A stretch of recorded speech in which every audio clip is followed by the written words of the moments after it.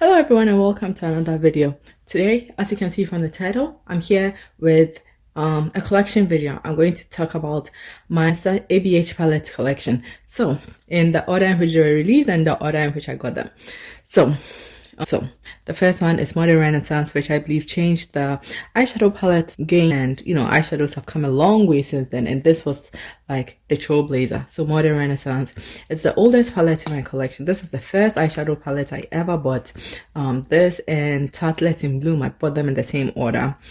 Since Decluttered Tartlet in Bloom, because at that time I didn't know myself, I was buying things because my sister got them and she said they were good, and my sister is a neutral lover. I'm not a neutral lover, and I've come to find out that most colorful palettes have side, a little neutral side in the corner usually, and so I don't need a whole palette of neutrals. So I decluttered that, but you can see I have a whole lot of pan because when I started on my makeup collection I didn't have a whole lot, so the few I had I really used, and this was one of my favorites. Every time I would pick it up, I had my go-to look and it looked great. This was my favorite shade, the antique bronze. Put something on the lid as a transition, put something in the crease, darken the outer corner, put a lid shade, and then put an inner corner highlight. So I have 1, 2, 3, 4, 5, 6 pans. To be honest, I don't think I used this all of 2020, and it's just one of those sentimental palettes that's just there. And so I promise I won't talk too much about all the others, but Modern Renaissance is very special to me. This is what started the craze. Next up is the infamous Subculture. So much drama with this palette. I think it's one of the most beautiful color stories ever made. This is still one of my favorite shades and probably the reason this is still surviving in my collection. But I'll be honest, I don't use this a whole lot because most of the time I don't have events and occasions and stuff to go to where I'm getting ready for 1 hour.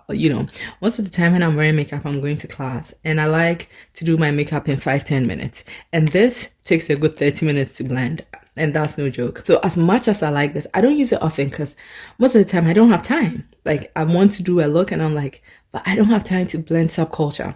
And so I end up not using this a whole lot. And I don't know how long it will survive in my collection. Again, I didn't use this all of 2020. So, and then the next one I got was the PRISM palette. So these three, the Urban Decay Heavy Metals and Tartlet in Bloom, were all the palettes I had. And as you can see, I still haven't used this a whole lot because every time I use this, as beautiful as these colors, and I feel like this is the most me in all the ones I've showed you, but every time something about the blending, it just would crease and my eyelids would start looking oily and it just wasn't working for me. And now as I swatch it, I just want to keep it, but honestly this is not looking good. This is not looking like I'm going to keep this. And the next one I got was the soft glam neutrals. I don't like it. Honestly, I think it's lasted this long because I love this for my eyebrows and everybody loves it. I feel like there must be something wrong with me. Like this is one of my sister's favorite shades. She has about 8 pounds in this palette and I'm like, there must be something wrong with me. How do I not like this? These shimmers, I find them extremely powdery. This is my favorite shade. You can see I have the hue dip in them, and then this is just so bright on my eye. And then these tones pull very orange on me. I don't like super orangey neutral looks. I love this brown. It's just not my favorite. Honestly, I'm saving up to buy Biba. And if I do end up buying Biba, I'll declutter this. This is what it looks like. And this is my favorite shade in the palette. Soft Glam is also hanging on by a thread. And the next up is the NORVINA, which is one of my favorites from ABH. It's just so beautiful, so me. Pinks, purples, everything is so me. I love it each time. With each palette, the formula got better. So this is really good. I really love this. You can see I'm almost hitting pan on this. I'll be surprised if I don't hit pan on this soon. Right, so let's swatch some of these. And it's just so soft and, so amazing. I love this palette. No one doesn't swatch well. I don't judge it by the swatch. The next up is Sultry. This is one of those palettes. Again, if I end up buying Biba, I'll declutter Sultry and Soft Glam. In fact, if I end up buying Biba, I'll declutter all the neutral palettes I have in my collection. Because, like I said, look at this. This is supposedly a purple palette. But look at all the neutral tones you get. Take this out, take this out. Take this out, take this out. Everything else is neutral. And I find that that's the case for many non-neutral palettes. So I don't need a whole palette dedicated to neutrals. And so if I buy a whole palette dedicated to neutrals, then I'm going to declutter all my other palettes. It's another great palette. Again, formula stepped up here. This is another shade I love for my eyebrows. That's the only reason I've hit pan. Like this color story pulls a little ashy on me. Now the shimmers are great, but they all seem to have a white base to it that just pulls really ashy on my skin tone.